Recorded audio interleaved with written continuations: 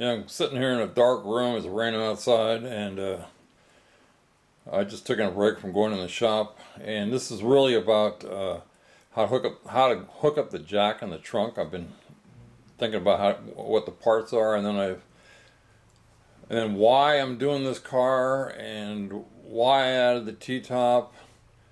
A little bit of information on how to identify your engine, a little bit, and why I went back and looked at why the engine blew up, and I think this is the reason the car turned into a basket case.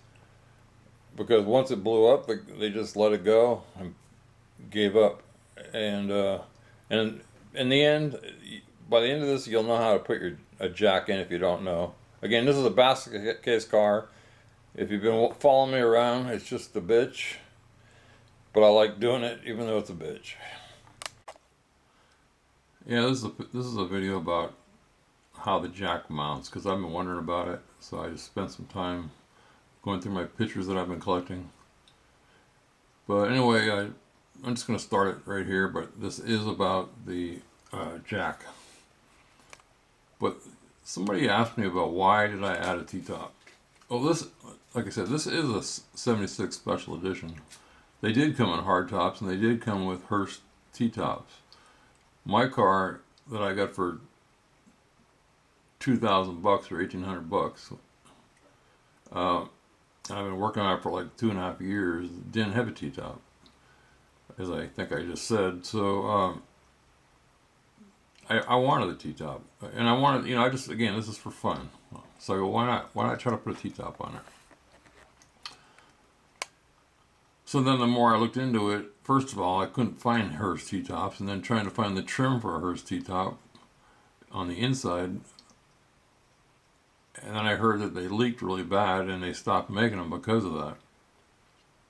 That's what I read. So I went with a 79 T-top.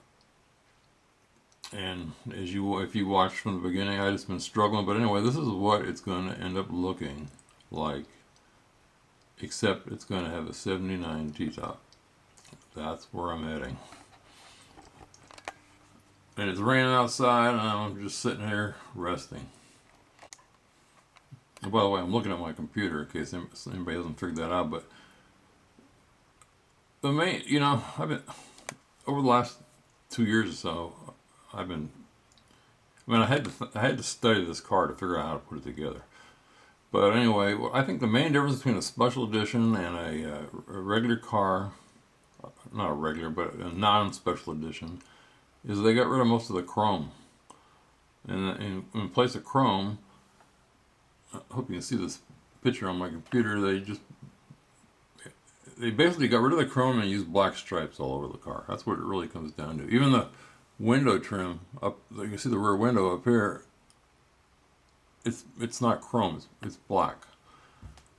There's like a few things, and then there's some changes on the inside that I'm not going to go over right now, but that's the main difference.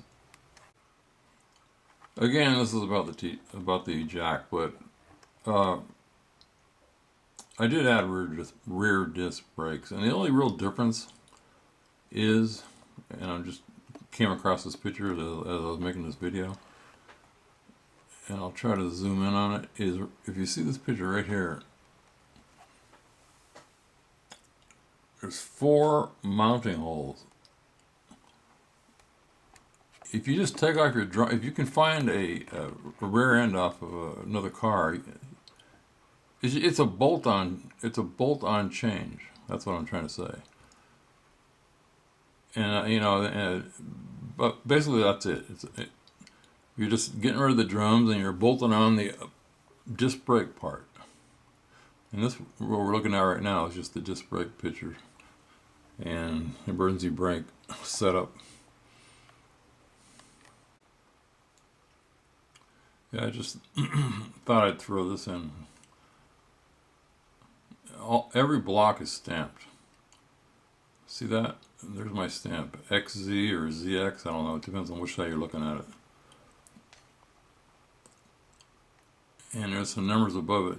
You can see 395152.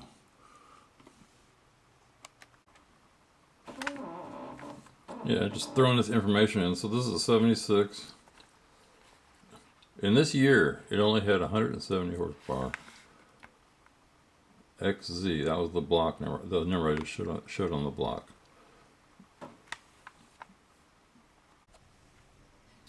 I'm just going to play a clip. I went back in my videos, and I'm going to show you why I think this car that I'm rebuilding ended up being a basket case. And this is where it started, right here. And this one was on here. This is the way it came off. That's the old oil filter I took off. I'm going to show you the problem. First of all, I don't know if you can see that. The seal is way out here. This is the wrong oil filter.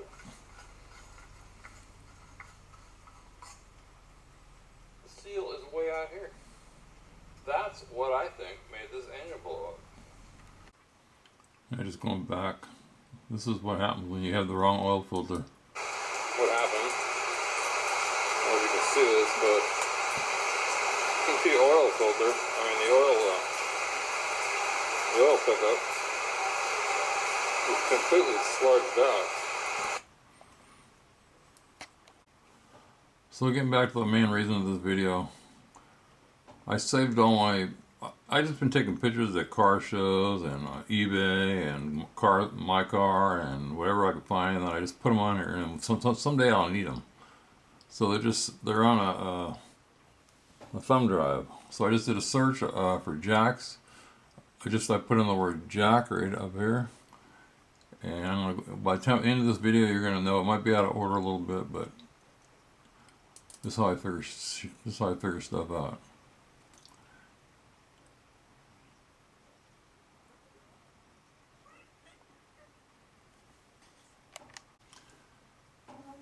Okay, I'm gonna try to make this as short as possible, but anyway, I gotta start here. You got a car, you don't know where the jack goes, like me, it's a basket case. Anyway, so there's a bracket here. This is the driver's side. You can see the console in there. So that's the bracket. This will all come together in the end. So there's the bracket on the driver's side. I'm just going to click through some pictures. Here's the bracket on the passenger side. Notice there's a bolt sticking out.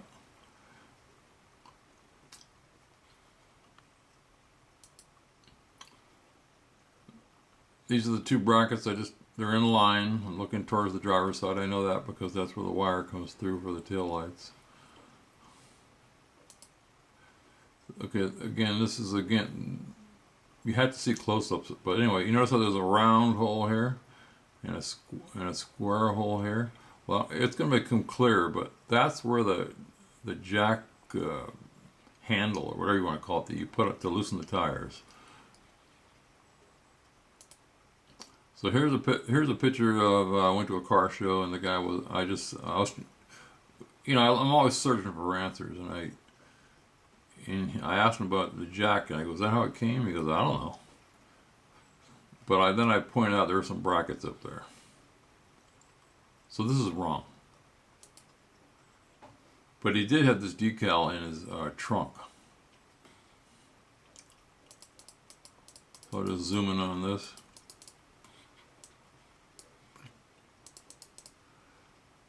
So that bracket on the driver's side is here. The bracket on the passenger side is here. So the jack and the jack wrench, whatever you want to call it, go up here. Then there's a bracket in the floor. It's got like a hook. And then this jack base that you put the jack in goes on top of the tire with a wing nut. What I don't have is this piece right here that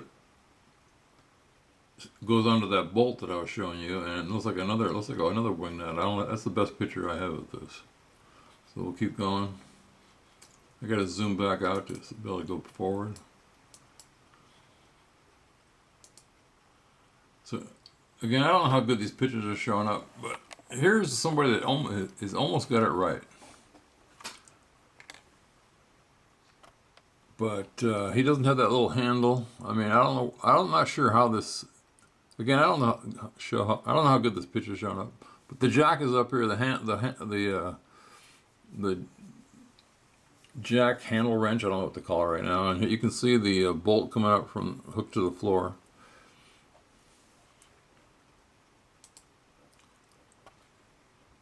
So in this picture, if you can see it, again, I'm looking at my computer screen. But here's the, I'm pointing at it, if you can see it or not. Here is the wrench, the handle of it. I can't think of the term. And here's the jack. Now he's got a tire in here. It's not a space saver tire. And there's the base of the jack. I think that's it. So that's how this thing goes together. The only thing he's missing, and I don't have, and I can't. Let me see if I can zoom in. How do they bolt this? I'm not sure what is keeping that in place. But anyway, that's how it goes together. So that's it.